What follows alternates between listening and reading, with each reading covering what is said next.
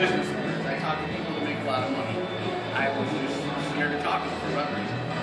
So Rick Ball telling me in not very nice English that if I did not recruit my Uncle Tom before the following Friday, that was on a Friday, that he was going to recruit my Uncle Tom and he was going to call Chris Axon and tell him I was scared. In another way. But the following week, I'm racking my brain, how am I going to get to Uncle Tom instead of just doing it the right way and going over and showing the video. It was 1 week later on a Thursday, so Friday was the next day. I'm at work at the car lot, racking my brain about how to talk to Uncle Tom, and I get a text message from Rick Ball, and it was a picture of my Uncle Tom, the Successful Home magazine, and it said, "Look at my new consultant in Angola, New York." And I got upset and called Rick, and he said, "I'm just kidding. I went to Uncle Tom's on a referral. He's coming to a meeting tonight, and he's going to get in the business."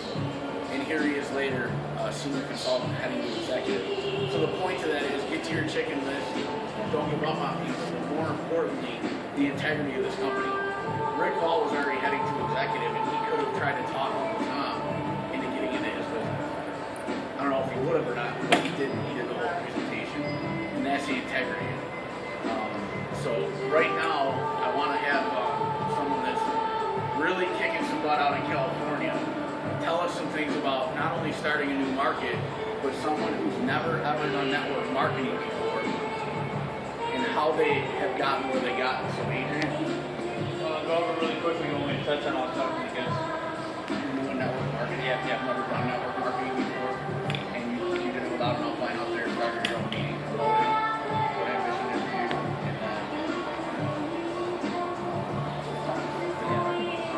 and So me having no network marketing experience, okay, I have no college degree, never been a traditional business owner. I tried Primerica when I was brand new at the age of 18. I still didn't really care that much to try to succeed in anything, so it wasn't serious for me. So I wouldn't even say Primerica was a real network marketing stone for me because I didn't take it serious. Okay, and when Nick showed me this opportunity being in the California market, not having electricity, that did kind of hit me, because me being a solar engineer full time, I know that there's money in electricity. So I was very skeptical. I said, there's no way that we're going to make money in gas. There's just no way. But if you think about it, if you think about the future and you think past right now on what you can do in California, and I say all of you guys because you don't know where your business is going to take you. You might get someone in your business who knows someone in California that knows somebody out in Chicago. And that's how it'll happen. I promise you it'll happen that way because I'm already going to go to Chicago off one of my new consultants. And I don't know anybody there.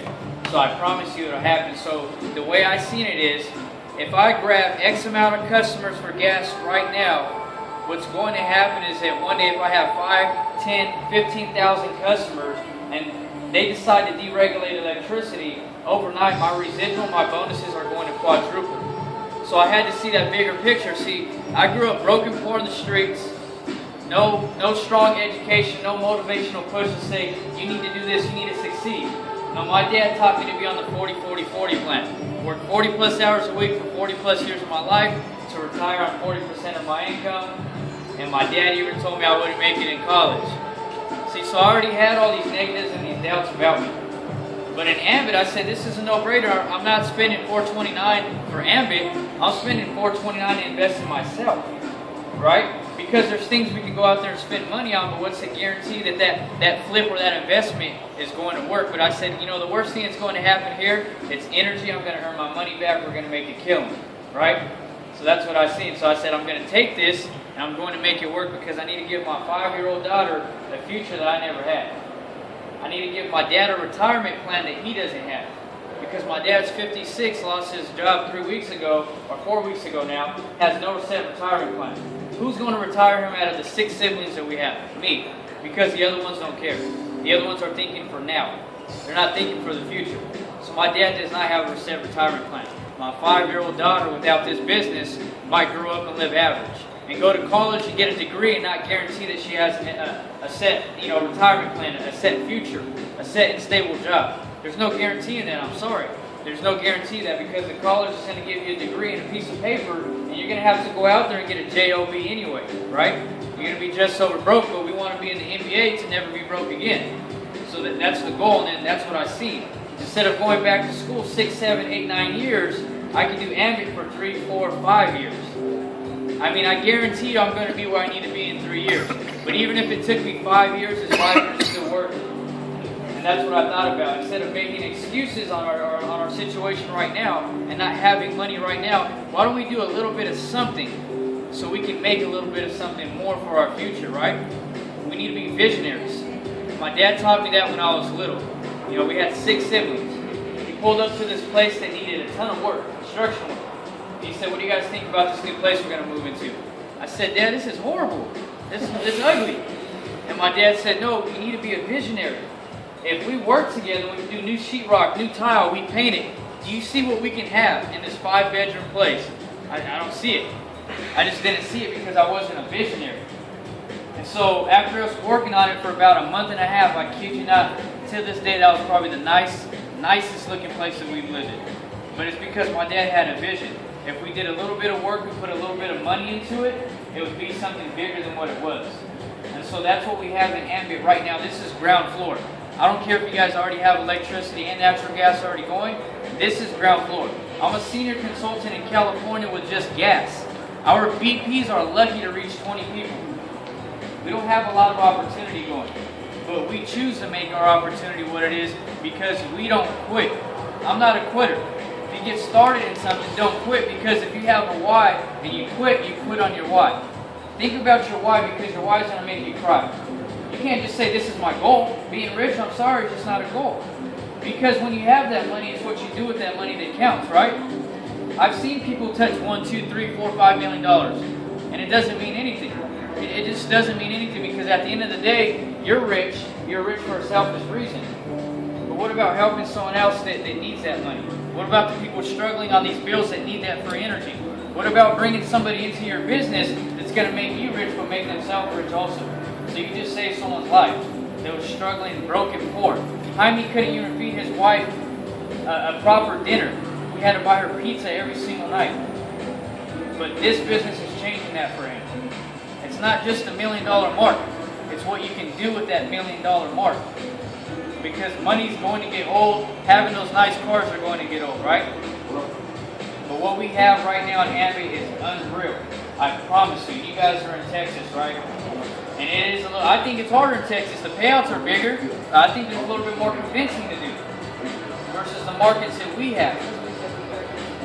Exactly. The market share is a little bit higher. They need Social Security, sometimes money to put forward. You know, it's a little bit, and they're going to have that faith to believe also. They're going to have that why to grab onto.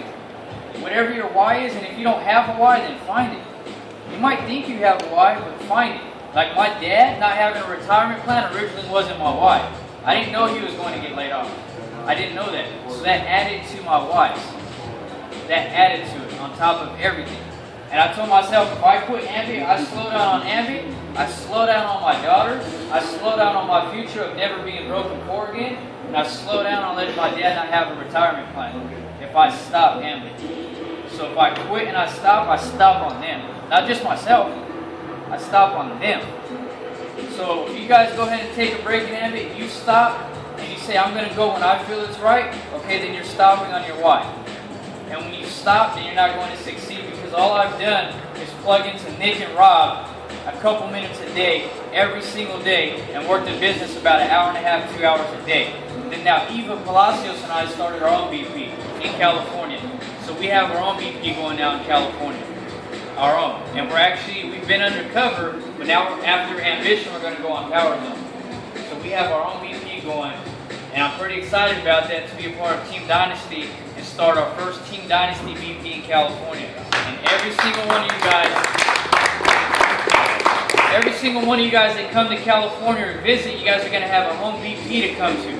It's soon going to be filled with 200, 300, 400, 500 people, and know to say, "Hey, our Team Dynasty relatives started this, but nonetheless, Ambit in general is blowing up. I have somewhere to send my prospect, my guests, my relatives to, because AJ didn't quit." See, so even if you slow down, I'm here for you guys. Even if you need me for a 3-way call, Nick, Rob, I promise you, we're all here for you. And so that's what we need. Your team's going to do and follow what you do. So if you slow down and quit, you take little breaks, your team is going to take little breaks. Regardless if Rob, Nick, or me are here, you bring them into the business. They're going to follow what you do. Okay? So if they say, oh, Neo took a break and he quit, I'm going to take a break. Because a lot of times if people don't join because of Ambit, they join because of you. If you rubbed off on them in a good way, they're partnering with you. They're not partnering with Ambit. Right? I mean, I partnered with Nick. I didn't know him, but I loved his persona, his vibe. He put me on the phone with Chris Atkinson. It just felt right. I had to do my research, but it felt right. So I wasn't necessarily partnering with Ambit. I didn't really know too much about it. I partnered with what Nick was saying, what sounded good. And it sounded honest. The company sounded like it had integrity. So I partnered with Nick. So if Nick would have gave up and he would have cut out and he would have stopped his business, I probably would have stopped. And I probably would not be standing in front of you guys right now today. So do not take your break, do not stop, do not quit. Give 30 minutes to an hour a day. If it's only 20 minutes, give 20 minutes. Rob witnessed me grab a name, number, and email yesterday in 20 seconds? And he witnessed that. I worked my business. That's all I did yesterday. So if that's all you have to do, that could be that one person that's going to retire you. Just that 20 seconds of boldness that Bobby speaks about. So don't quit, do not quit. I'm no one special yet, but I guarantee you guys are not going to see me quit. You guys will see me on stage one day with the rest of the team. You guys not quit. I promise you that. So that's it. I want to add one thing.